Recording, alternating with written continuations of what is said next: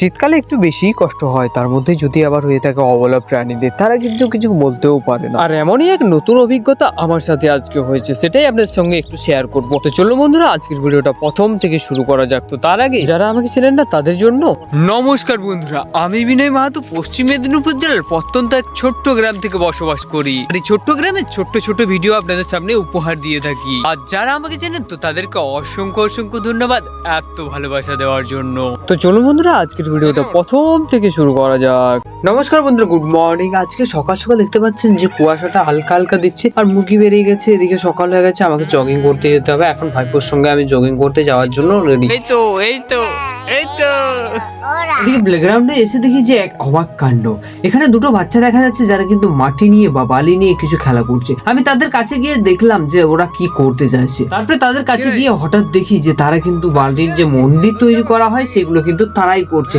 তার মানে এটা আমি কনফার্ম হয়ে গেলাম যে এই দুটো বাচ্চাই কিন্তু আগের যে মন্দিরটা আপনাদেরকে দেখিয়েছিলাম আগের ভিডিওতে, ওই সুন্দর মন্দিরটা কিন্তু এরাই করেছে। আর যারা এখনো এই ভিডিওটা দেখেননি তো তাদের জন্য বলবো যে আমি এখানে ক্যাটস এন্ড এন্ড স্ক্রিনে দুটোতেই কিন্তু আমি দিয়ে দেবো ওই ভিডিওটা, তারা অবশ্যই গিয়ে ভিডিওটা চেক আউট করে আসবেন। যারা ফেসবুক থেকে দেখছেন তাদেরকে বলি যে আমার প্রোফাইলে গেলেই কিন্তু আপনারা ভিডিওটা দেখতে পাবেন। এদিকে ছোট্ট ভাইপোকে নিয়ে এসেছিলাম একটু সামান্য জগিং করার জন্য, একটু ছোট দৌড়ার জন্য, কিন্তু এখানে ও তার জোড়া পেয়ে গেছে, এখানে ও কিন্তু মাটি নিয়ে খেলা করছে। তারপর প্রতিদিনের মতো একাই আমি দৌড়ানো স্টার্ট করে দিলাম। তারপরেই দেখলাম যে ছোট ভাইপো আর তার জোড়া আর একটা বোন এসেছে। এখানে যেহেতু সব বাচ্চারা আমার সঙ্গে দৌড়াচ্ছে, সেই দেখে ভাইপো কিন্তু আমার সঙ্গে যোগ দিয়ে দিয়েছে। তারপর এতক্ষণ ছোটা দৌড়া করার পরে আমাদের সবারই কিন্তু ঘাম বেড়ে গেছে, সেই জন্য আমরা সকালে সকাল কিন্তু জ্যাকেট খুলে দিয়েছি।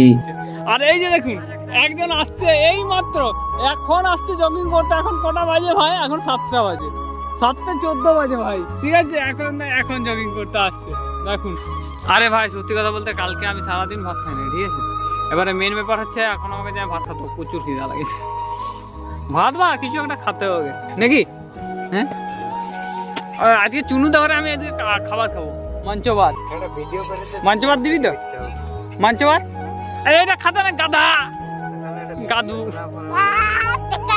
দেখাচ্ছে সায়ন মুখ মাছ কাছে গাইস, রাগ বেশি, এর একটু রাগ বেশি গাইস। তো বন্ধুরা আমাদের কমপ্লিট হয়ে গেছে, এখন দেওয়ার মতো করবে, আমরা যাবো বাড়ি নাকি। তো বন্ধুরা, আমি বাড়িতে এসে একটু সামান্য রুটি করছিলাম, তার কারণ মা এখন বাড়িতে নেই, আমাকেই যত সকল রান্না করতে হচ্ছে আর খেতে হচ্ছে।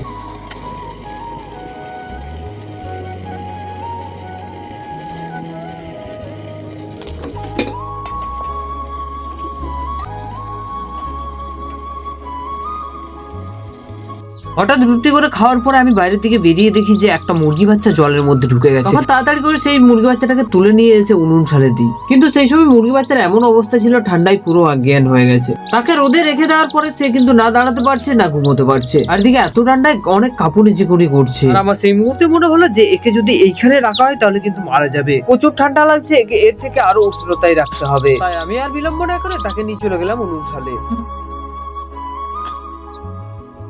এদিকে ওকে আমি অনেক রকম ভাবে জাগানোর চেষ্টা করছি, একটু সামান্য শক্তি দেওয়ার চেষ্টা করছি, কিন্তু কোনো রকম ভাবে সে শক্তি পাচ্ছে না। আর এদিকে আমিও হাল্লা ছেড়ে তাকে উনুনে সেঁকানি দিচ্ছি। আর এদিকে উনুনের আগুনের যতটা উষ্ণতা অতটা কিন্তু ও সহ্য করতে পারছে না, তাই তাকে বাইরে একটু নিয়ে আসলাম। নিয়ে এসে একটু সামান্য মুখে করে ফু দেওয়ার চেষ্টা করলাম, যাতে মুরগি বাচ্চার শরীরে যতটা জল আছে ততটা জল শুকিয়ে যায়। আর এই জল শুকিয়ে গেলে তার ঠান্ডা কমে যাবে, আস্তে আস্তে তার কিন্তু জ্ঞান ফিরে যাবে। আর কিছুক্ষণ আমি রোদে রেখে দিয়েছিলাম, আর রোদে রাখার পরেই দেখলাম যে অনেকটা সুস্থ হয়ে গেছে।